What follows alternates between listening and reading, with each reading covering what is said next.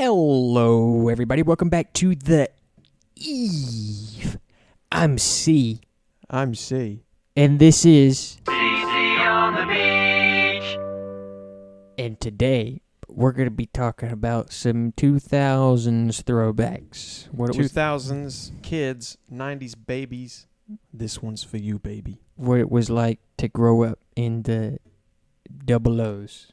Me and Caleb were on a bike ride earlier today, and Bike ride.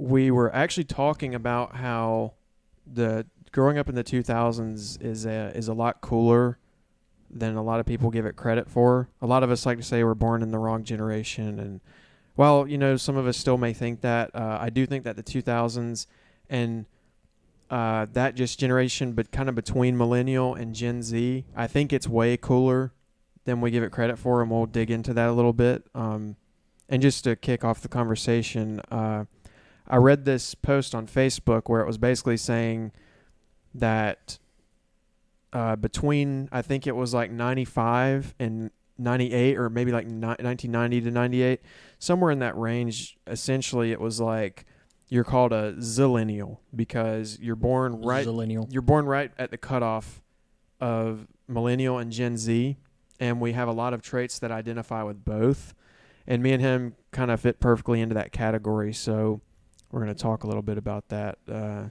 want to kick it off there, C? I mean, where do you want to start? We can start with like the baby stuff, like the earliest you can remember. Do you remember anything from the 90s? No, because you were born in 99. I was born, I don't remember anything from the 90s. I mean, I remember a lot. He has a way better memory than I do. I think, my first memories are associated with like K5 and first grade. I can remember very select things about K5 and first grade. I mean, I can remember things from like preschool, like 3. That's like the earliest. Getting into like, I guess we can start with like... Dude, that reminds me. I remember like whenever I was in, what's it called? K4, if you call it that, preschool, right before kindergarten. And I remember I couldn't wipe my butt yet. And like I was in the bathroom at Conway Christian School. And like that was when Mom worked there. Yeah. And like her office was right near the bathroom. And like I just started shouting for Mom. Like, from the bathroom? No, at the bathroom, at the school. Keep in mind, at the school, the bathroom was like well around the corner from the office. It was nowhere near. The wall that it shared, you could probably hear if I was yelling loud enough, which obviously, I think I was actually 3, because I think that, no, maybe, I don't know, but I was in the bathroom, and I just started, like, I couldn't wipe my butt. I just didn't know what to do. Why did you go to the bathroom in the first place? The thing is, I don't know how I went to the bathroom by myself, because, like, I was pretty young. Like, I don't think I should have been trusted to do that. Yeah, I guess that's some of the teacher's responsibility. No, yeah, honestly, and so like I went to poop, and then I couldn't finish the job, and so like I just started shouting for Mom, hoping she would hear me from the bathroom, and she didn't. Yeah. And then the teacher, I guess I shouldn't say her name, that was teaching in the class right next to it, came in, and I don't remember if she wiped my butt or not, but like I told her, I was like, I told her, I was like, I don't know what to do here, and she was just like, okay. Pull up your pants. Go back to class with a soggy ass, boy. I think we can kick it off with cool shows that we watched when we were younger. Like, for instance, some of the earliest shows that I can recall watching. Obviously, as a child, I was absolutely obsessed with Power Rangers. I never got into Power Rangers. My specific Power Rangers were the Mighty Morphin Power Rangers. I remember I liked their suits the most. Which one was it? It was the one with the diamonds on their chest? Not the Mighty Morphin. It was Lightspeed Rescue. Mighty Morphin's like the OG Power Rangers, which I still loved. Which are the ones with the diamonds? But I think at the time, I flip-flopped all the time. But ultimately, the Lightspeed Rescue Rangers were my favorite. And I thought the white one was so cool. And I had all the movies. I had all the action figures. And I really wish that I still had those things today. But along with the Power Rangers, I was a Blue's Clues kid through and through. Blue's Clues is... Yeah, I called it Blue's Clues. I do remember having the armchair notebooks. Yeah. I went through...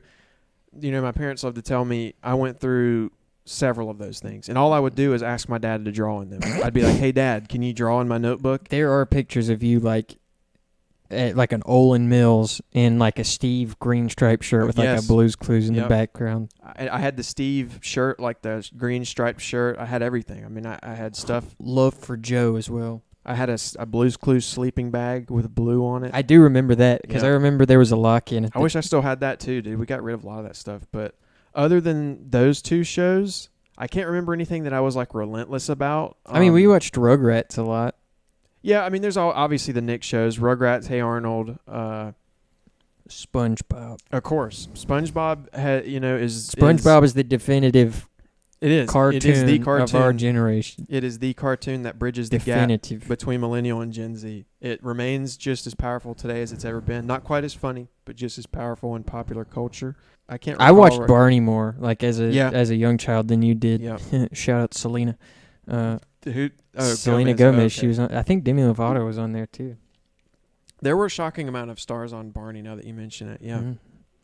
like current modern day stars. I mean, I watched Scooby Doo a lot too. I mean, we both did, but I think I liked Scooby Doo more.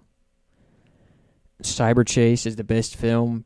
I don't care what anybody else said. I was just posting on Instagram about this not too long ago. People talk about witches, ghosts, and Zombie Island. It's Cyber Chase. There's no competition. I'm surprised you think that. I thought you were gonna. I thought you'd have different opinions. I like Alien Invaders. That's the one because I know that we each had our. I remember DVDs. that one. I had the Cyber Chase DVD, and he had the.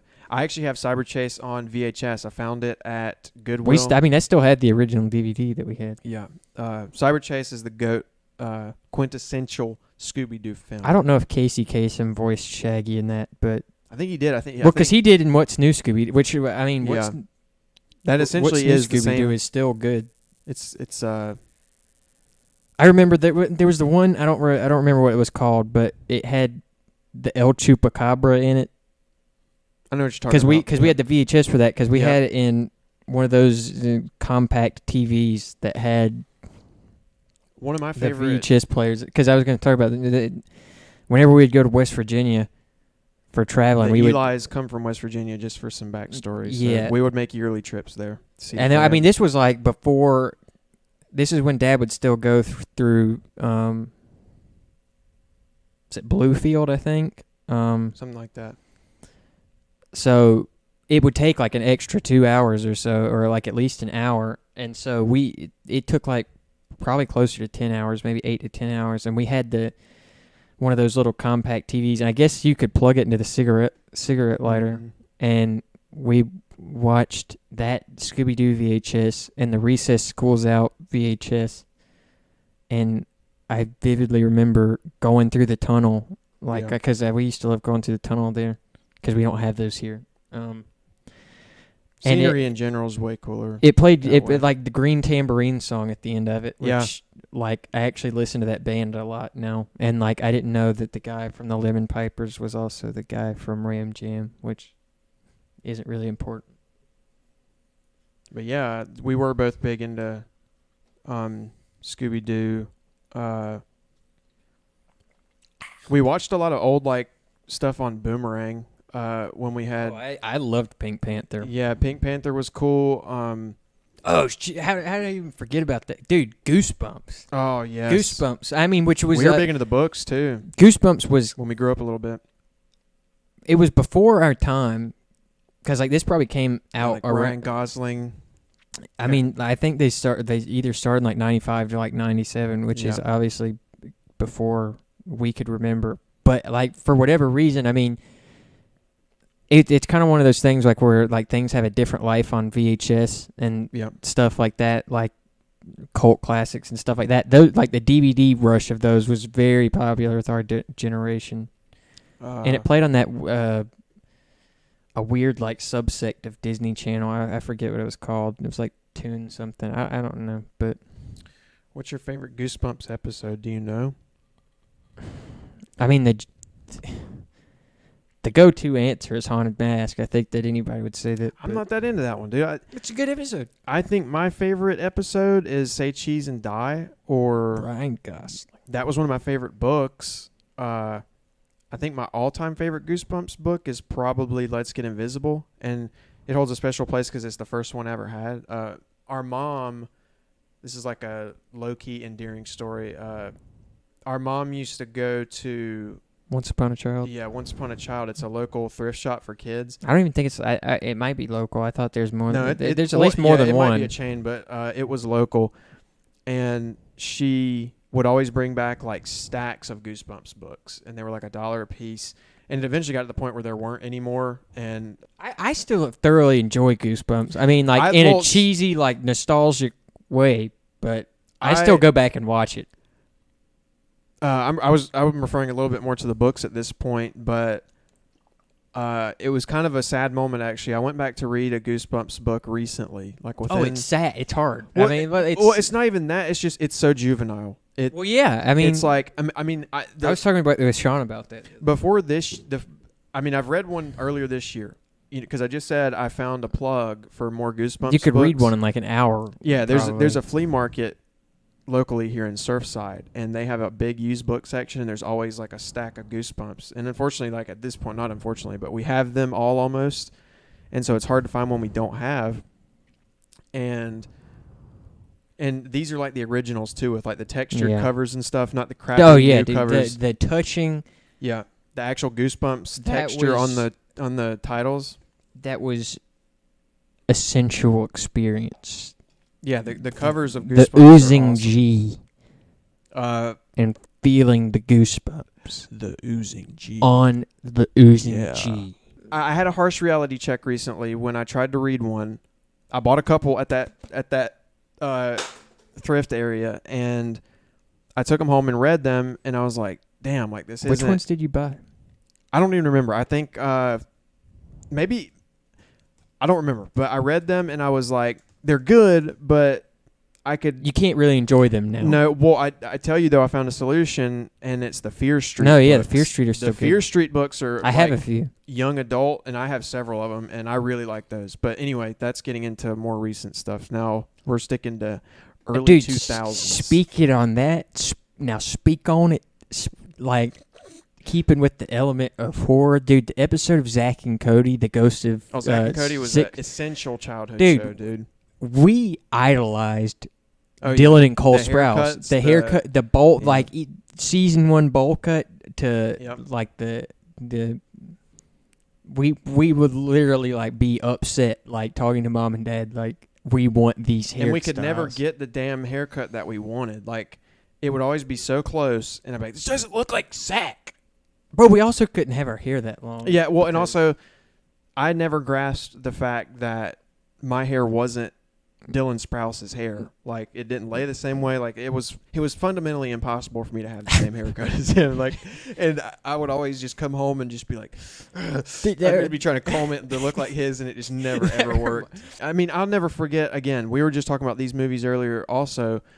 Another essential part of childhood, Spider-Man movies, the Raimi trilogy. Tobey Maguire. Yeah, Tobey Maguire is my Spider-Man. Hot take. You know, Sam, and I cannot stress this enough, Raimi. You know, Tobey. Fundamental superhero If you're watching Tobey, you did phenomenal. That movie was a masterpiece. All three of them. You know, another hot take. The third one is not bad. No, I don't care. The third Spider-Man's not a bad movie. You can come fight me. It's good. And it's you know what? If you say it's not comic book accurate, hey, too bad. Because you're a nerd. Comic books don't make for great movies. You have to adapt them in certain ways. No, okay. I do like comic books. Yeah, I do. You know but it does not always translate over well. I nerd out over comic books and stuff, but yeah, I draw a line in the sand. Tobey Maguire, we love you. The CG still holds up. The suit is the greatest spider suit ever. Suit is it looks beautiful. So good. He looks real the whole time. And you can tell the shots were a human wearing a suit, not a CG little computer creation flying around the screen. And there's nothing wrong with that per se. The casting in all of those movies is great. Willem Dafoe as the Green Goblin is one of the best villain. Dude, you'll never understand the impact of the line "Godspeed, Spider-Man." Godspeed, Spider-Man. It hits different. It hits different. I don't know. You know that was the true Uncle Ben death.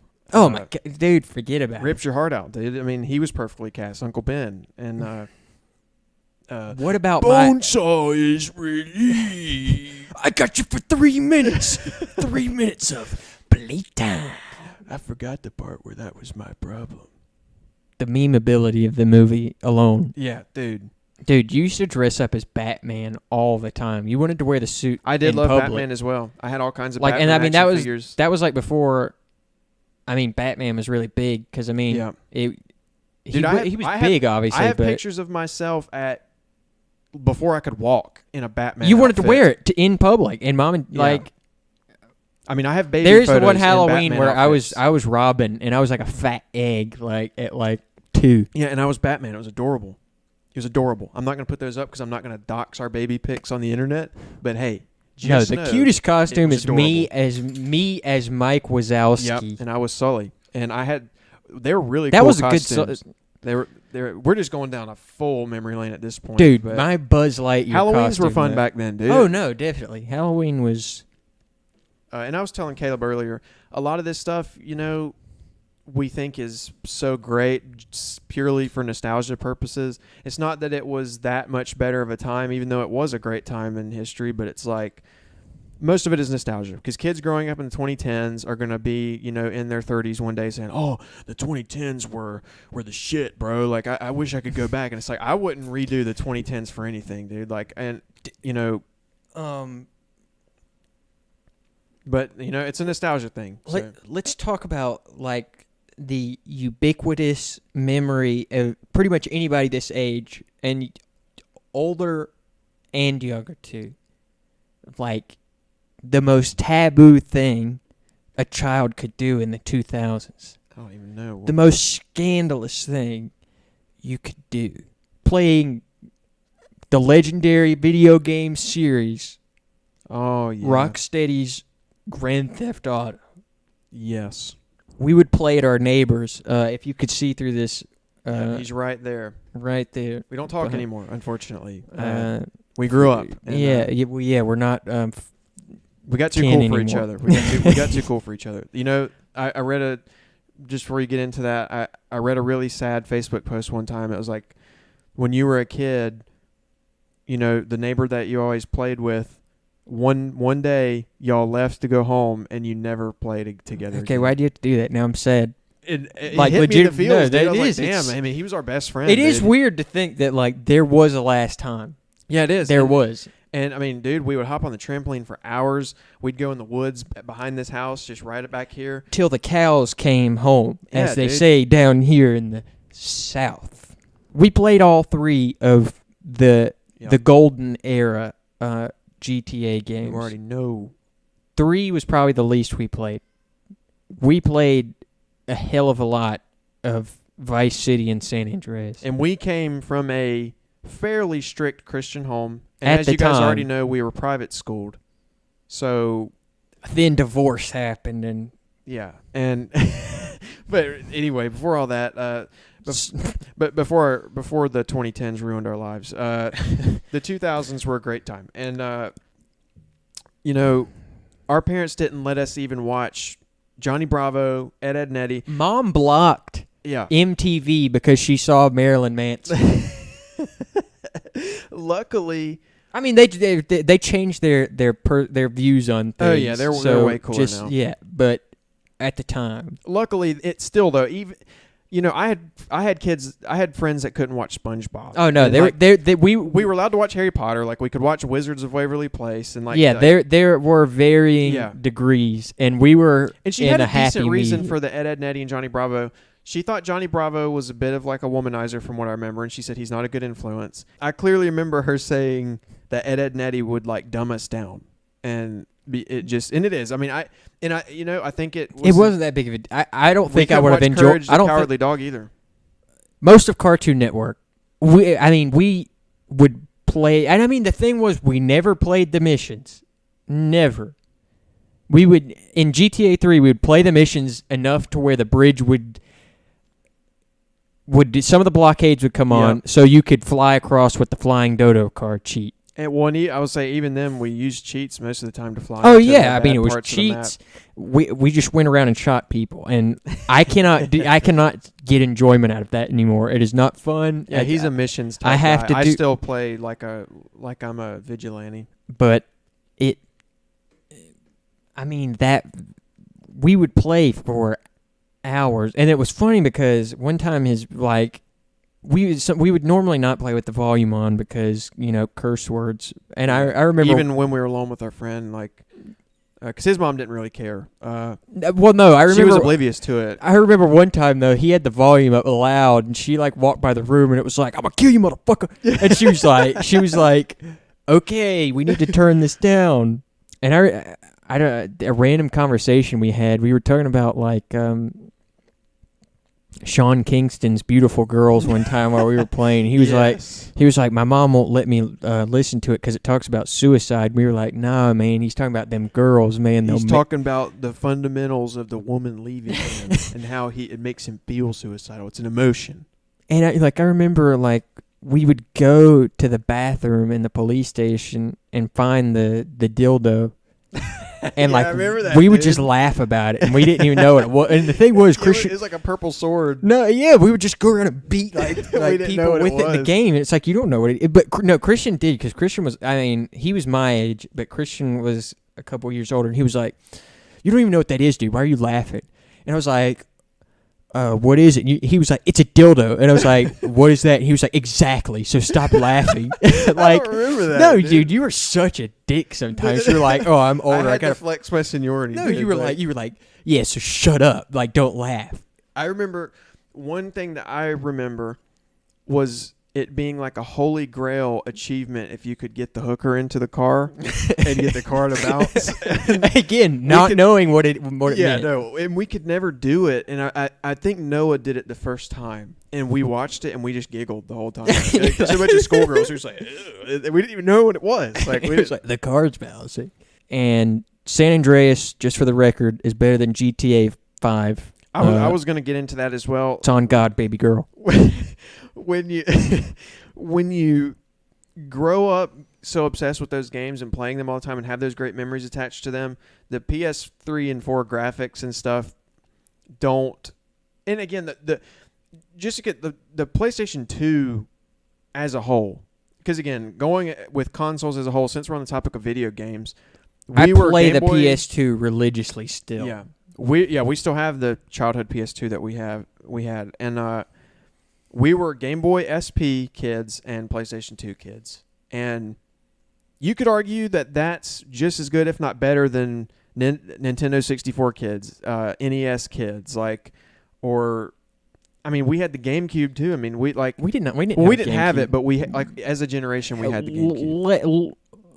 For the record, PlayStation will always and has always been better than the Xbox. The one time is the 360 outdid the PlayStation 3. No, I disagree. It 100% did. Xbox Live, I still would think is a bit better than the. Yeah, but PS3 PS was Network. free, so you got to kind of.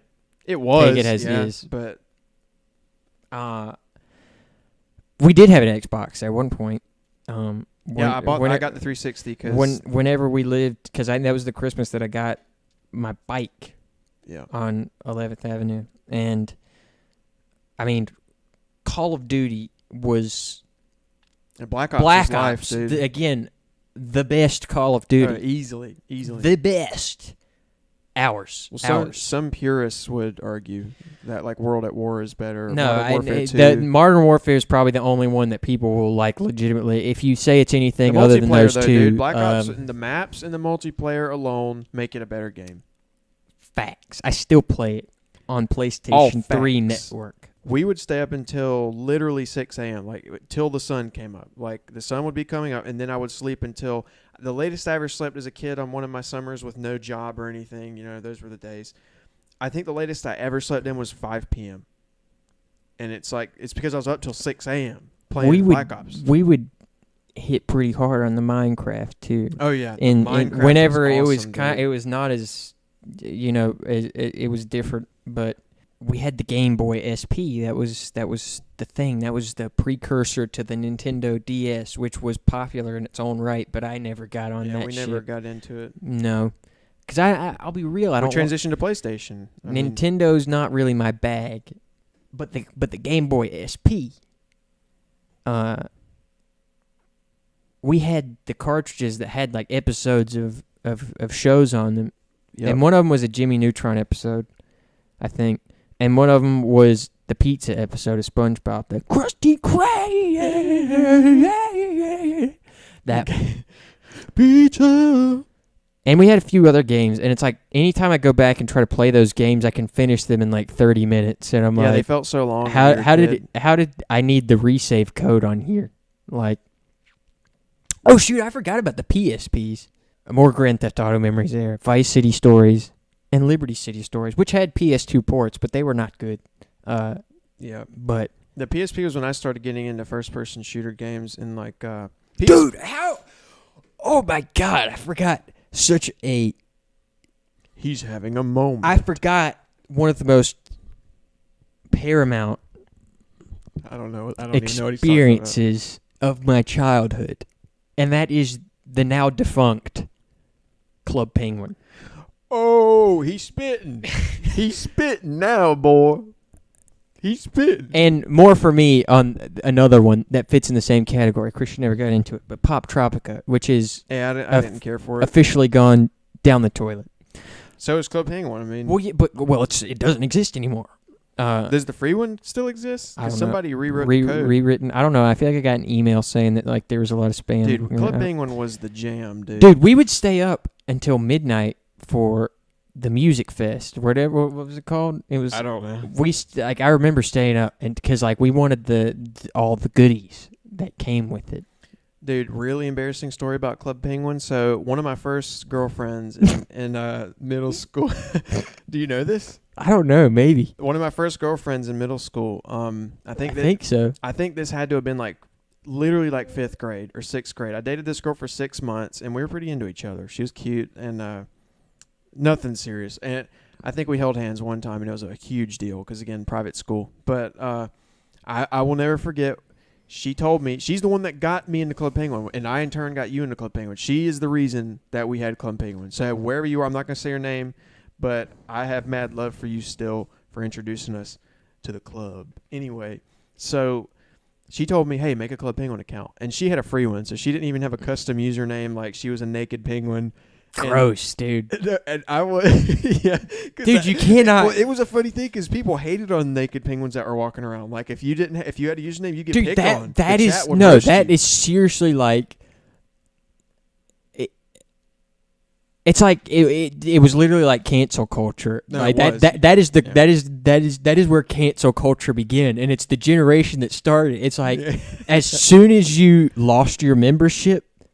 Yeah. Forget about it. You were not in the group anymore. You weren't. Did you lose all of your gear, or did it stay? It stayed until you bought it again. And once you did, you were back in the group. It's like Gossip Girl. Like I'm glad you remember Club Penguin, dude. Dude, that. But anyway, though, so yeah, tell the story. Naked penguin. She told me to meet up, and I'll never forget. She was a navy blue penguin, and I was a red penguin, and I was naked too. I didn't have a membership. I didn't even know what it was. What was your name?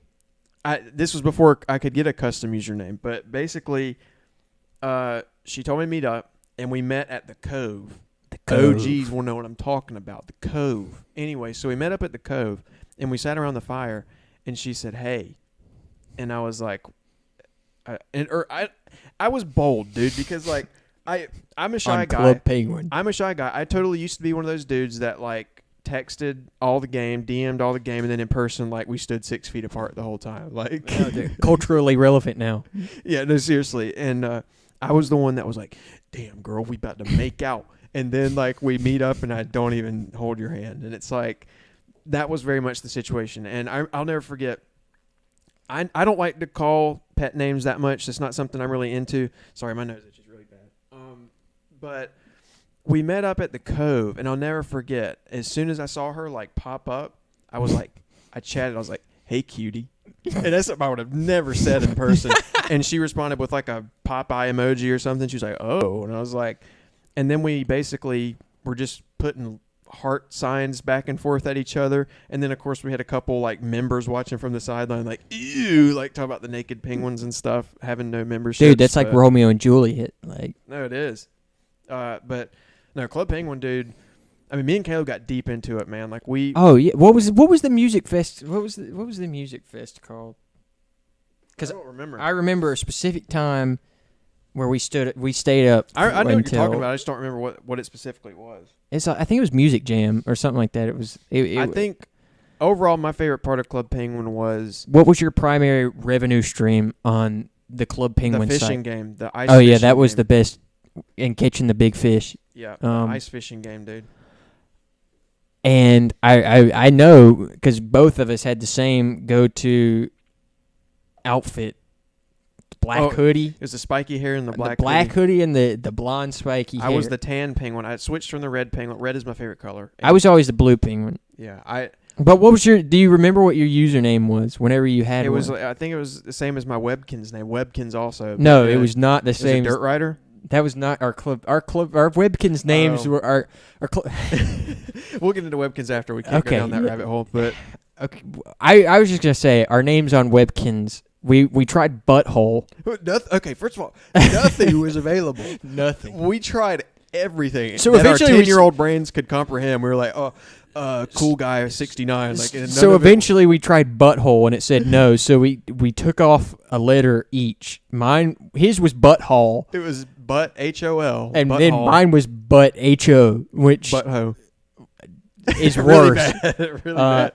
And I remember there was a kid in your class who was not allowed to be friends with his actor's Webkins was big in my school at the time, and he straight up told me. He told me, he said, "Hey, my mom told me I can't add you on Club Penguin because of your name." And I remember our mom thought that was so bogus, dude. She was like, "It's just kids, like what?" Butthole. And again, private school probs, but that's still my nickname. Yeah, I remember at one time 2 female penguins were fighting over me, and I was like, "Ladies." I vividly remember having a girlfriend on Club Penguin. Yeah, that you logged in to meet up with. I have one too. I had several. I got caught with another one by one when she got online. Like and I felt like I was cheating, dude. You were. That is the signs of a cheater. No, but I mean, my story's just as bad. I mean, like, she got on one day, she wasn't a member anymore, and I said, "Look, this isn't gonna work out." Did you really do that? I didn't know this. I think so. Yeah. I sorry if you're out there, but I remember I had a couple Club Penguin girlfriends that I was, and you had servers, and you can see which ones your friends are on. And I'll never forget, one logged on, went down to the pool, saw that I was chilling with my other penguin bae, and was like, What are you doing? And I just had no good way to get out of it, so I had to dump both of them. The fact that this girl this 30-year-old man thought that he had a real relationship with you. I was going to say, it could have been a dude for all I know. Like, it could have been something really strange. It probably was. But that's enough about Club Penguin. I was just saying toys. We've got a couple cool toys that we mentioned talking about before this started. I'll go first. One of my favorite toys as a kid was this Fisher-Price camcorder, and I'll actually bring it up right here. This is what it looked like. And this thing was really cool, dude. It was like...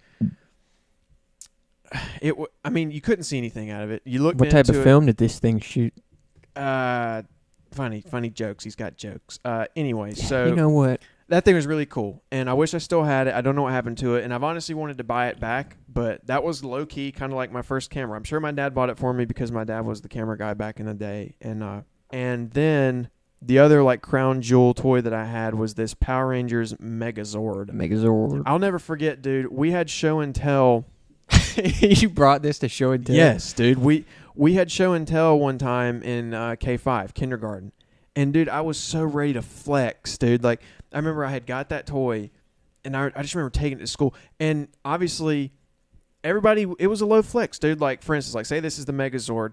Everybody would kind of, like, put their item on their desk, even when everybody else was presenting, just to kind of, like, establish, like, and I had my hands on it. It's like, hey, like, I'm going up next, and I'm about to bomb the competition, bro. Like, this is my Megazord. And... again, I stole the show. Everybody thought it was dope. And it was like, oh, he got the Megazord. And it was badass, dude. Again, Power Rangers are my heroes, man. And get into your toy. We got one of yours on here.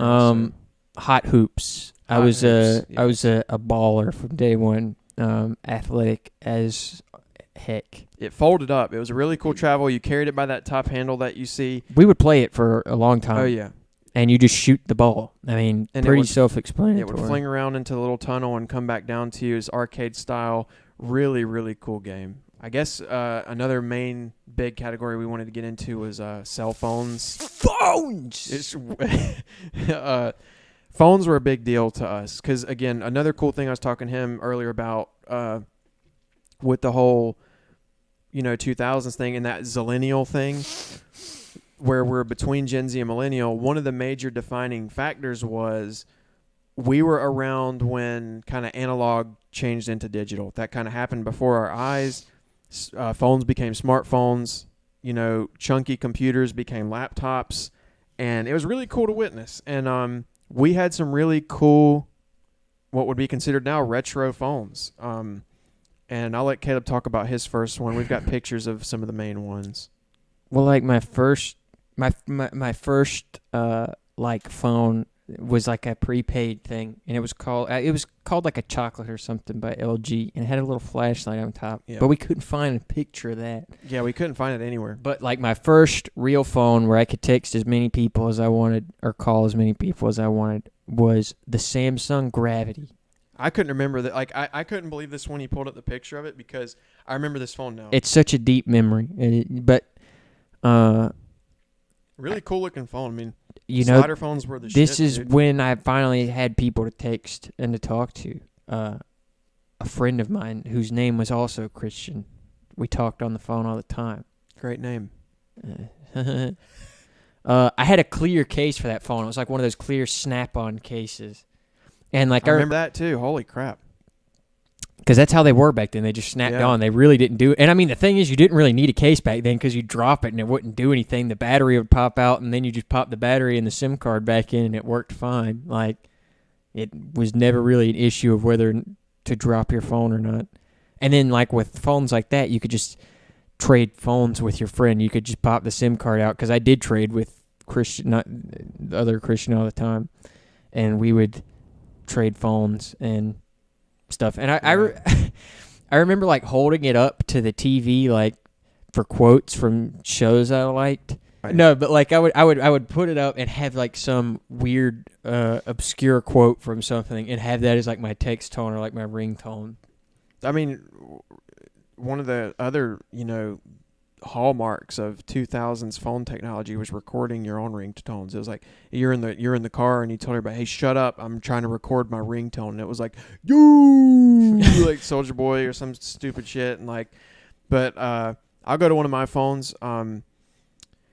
My first real phone that was mine to take with me to school and stuff was the Motorola Razr. OGs are going to know what I'm talking about. This puppy right here. Everybody knows what a Razr is. This thing still is a badass piece of technology. This is the guy that's at high class business dinners. Dude, he's making moves. It's the entrepreneur. That's like the iPhone of like 08, dude. And it's like crazy 05. how the fully foldable touchscreen one's making a comeback now. It's pretty intense. I'll go to one of my other ones before we'll kick it back to Caleb. My first real phone, like unlimited text and talk, I got it when I was 13, and we were at Surf's Up, which is a local arcade/pizza place in Myrtle Beach. It's closed now, but it was all the rage. Surf's Up was cool. I was an literally arcade. It had thinking laser tag, and it was the spot. Like I had a birthday there. My 9th birthday party. Birthdays were the spot there, dude. And it was cool. It's a great time. And I had my 13th birthday party there. That hurt. And I had oh Jesus, I screwed something. I had my 13th birthday party there, and I got a BlackBerry Pearl, baby. And mine was a silver one. It wasn't this exact one, but it looked exactly like this. And yeah, dude, Blackberries were the iPhones back then. Like, they were the phone. And I went on to have multiple Blackberries after that. I had a couple of Curves. I had a Bold. I had a Storm. I had several BlackBerries. Yeah, I mean, we traded out again. Like, I would normally get his hand-me-downs. We would trade phones and piss our parents off all the time. I'd bring home another kid's phone, and my parents were like, what are you doing? And like, me and my friend Robert from the Chocolate Story would trade phones all the time. He had the BlackBerry Flip with the little pearl ball in it, and we would trade back and forth all the time. And so that was an excellent phone. I loved that phone. If you want to talk about another one of yours. Yeah, the one that I got probably not too long after the Gravity was the Comeback. The Comeback. This was a cool phone. Dude, it flipped on. Not by a hinge system, though. It was like a fold out. It flipped across the X-axis. Yeah. That was I totally forgot about this until he brought it up. This was a the cool Y-axis, phone. I mean. Yeah, the Y-axis. Yeah. And it was perfect for texting.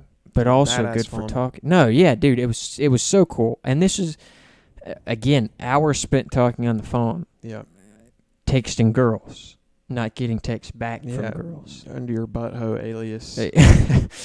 That's when Butthole came into his own. But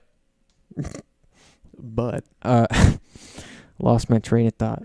Lots of nice conversations out of it. It's a cool phone. I'd like to have that phone now. Yeah. Looking back at a lot of these, I'd like to, especially this one. I'll move on to my next one. This was probably one of my favorite phones I ever had, and it's funny because it was a piece of shit. Like it was a total gimmick. I don't know how these phones ever. I mean, dude, Tony Hawk even had one, and it was the Sidekick. Dude, everybody had one. I meant he had an edition. Like there was a Sidekick Tony Hawk edition, but I had the Sidekick 3, the TechMate. And yeah, the TechMate from Zoe 101. This was what that was based off of. I remember you having that phone, and I feel like I even thought then this interface is not good compared to other phones. It was a downgrade from my BlackBerry, but I found it cheap on eBay. And speaking of the Razr, actually. Oh yeah, because I remember when you got that. Yeah, my mom won that Razr for me on eBay, and I remember as soon as she won it, she had bid on probably 30 of them for me, dude. And I was like, dude, come on, Mom, like we've got to get this. And she was all on board. Mom loves that bidding war stuff. So I'll never forget, as soon as she won, finally, after losing several, I was like, I love you. And like we hugged, and great mom and son moment. But yeah, I'll bring up the Sidekick picture again. So first of all, total BlackBerry ripoff with the pearl thing we got going on right here. But the coolest part is it was a flip mechanism. Like you see the screen up there. It's like a swivel. You would tap one of the corners. First of all, it was like a bar phone. Like you could talk on it like a regular phone, and when you tapped one of the corners, the screen would like flip out, and that's why it's called the Sidekick. It would kick out, and it was a really thank you. Whatever, dude. It was a really cool phone. It was a really cool like conversation piece. Yeah, because that's what you're thinking about it like. It's a literal conversation piece. You talk on at 13 years old. The great thing about this phone, whenever you're trying to sell to your friend that you want to trade, like why they should put their SIM card in there, and you should get their BlackBerry whatever. It's a real conversation piece. Like this, like whenever best I can do is $3. Whenever you're starting to creep into like 08, whenever like iPhone starts becoming a thing, you're like, it's a conversation piece. Literally. That's what I just said. But anyway, so that's why I made the joke, because you already made the joke. It was gimmicky. Ha-ha. It was gimmicky. The battery went bad quick. Didn't last long, but it was cool while I had it. One of my favorite phones ever, for sure. And we had to bid on that one as well. That was like a gift for something. I begged for that phone. But Caleb, what was your last phone that we'll talk about? It was I don't know what the technical name was, but it was a Motorola phone that like flipped out. I think it's called the Flip Out. Maybe. And it folded into a perfect square. It was a square phone. This was my first foray into the smartphone, and but if you want to call it that, it was for the time, dude. For the time, but I mean, I didn't have an internet plan or anything, so I couldn't really access. Did it have Wi-Fi at the time? Yeah, I think I could use Wi-Fi. I remember the day that I lost it. It was very similar to the Sidekick. You tapped the corner and it flipped out like the name. Oh no! Talk about a conversation piece. My friends loved it. It's fun when it's your phone, but you know. Okay, but I lost it. That's how much you cared about it. I wouldn't call it a. It was. I was wearing basketball shorts that slipped out. Couldn't find. I think I either sold my Sidekick or just it went to a junk drawer to die. Because again, it ended up being a piece of crap. It kind of fizzled out. But yeah, we were big into phones, man. And again, I remember when the first iPhone came out. And I think our first iPhones were the iPhone 4, which was a really beautiful iPhone. You know, it's the all glass body with the metal on it and stuff. And obviously, I currently have the iPhone 10s, and it's crazy how far they've come. The 2000s were a great time, and we may do a part 2 on this. There's so much more we could talk about. Definitely.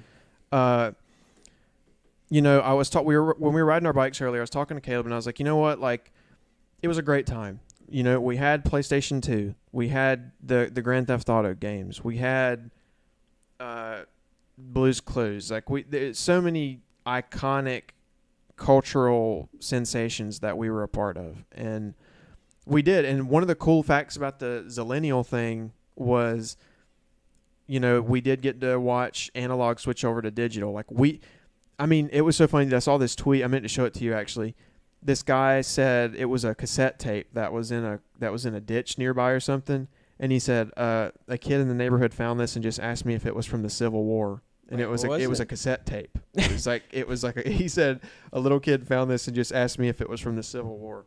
And it could have been a joke, but I wouldn't put it past a kid to do that. Like, you watch the Fine Brothers videos where the kids react to stuff, and it's like, dude, they don't know what CD players are. Oh, do I eat this? They don't know what CD players are anymore. They don't know what freaking cassette players. They don't know what Walkmans are. And it's like, we know all of that. Like, we know how to operate turntables. Like, all of that stuff, you know, and part of it is, you know, your parents and who you grow up around and, you know, that type of stuff. But we were around for LimeWire, you know. Oh, my God. iPods, the iPod Touch, you know, the groundbreaking when iPod Touch came out. And we had an iPod Classic. We had iPod Nanos. It was just, it was a really cool era to grow up in. And I look back on it very fondly. 90s baby doesn't mean you're a 90s kid. We proudly admit we're 2000s kids. We're 90s babies. 2000s kids, yeah. Oh, crap, dude, I remember the Spider-Man. This is real quick. I remember the movie Spider-Man made me say my first cuss word. Basically, and Dad, if you're watching, you're going to get a real big kick out of this. I remember Dad got so pissed at me, dude. I'll never forget. It was when the robber comes in. What the hell? Yeah, exactly. The robber comes in and he's stealing the cash, and the bookies or whatever, he's like, what the hell? And I remember I said that like 4 times. We'd be playing with Dad, wrestling, or like, and I'd be like, what the hell? And like, Dad would be like, what'd you say? And like, I'd be like, I don't know, like, and like, he let me off the hook a few times. I said what the hell, probably like 4 times. What the hell? And on the 4th time, I'll never forget. We were playing like Cops and Robbers or something, and he had his police helmet on, and he took it off, and he was like, "If you say that again, I will whoop you." And I was like, "All right, Dad." Like, you were like, "What the? What the hell?" Like, if you grew up in the 2000s, then hopefully you've enjoyed some of these memories. If you didn't, then, you know, sit back and enjoy it. I'm sure there'll be another part to this because there's so much to talk about. Just, you know, turn on that nostalgia vision and give me the beat, boys, and free my soul. That's all, folks. I'm C. I'm C. And we'll see you later. On the beach. Oh, whoops. Yeah, you fucked it up. Okay, we got to do it again. All right. Oh, you're gonna have to edit it. No, Sorry. I'm not editing this out. The world's No, gonna see come where on. you fucked it. All right, let's go back. I'm C. I'm C. And this has been CC on the beach. On the Eve. Have a nice night. Good evening.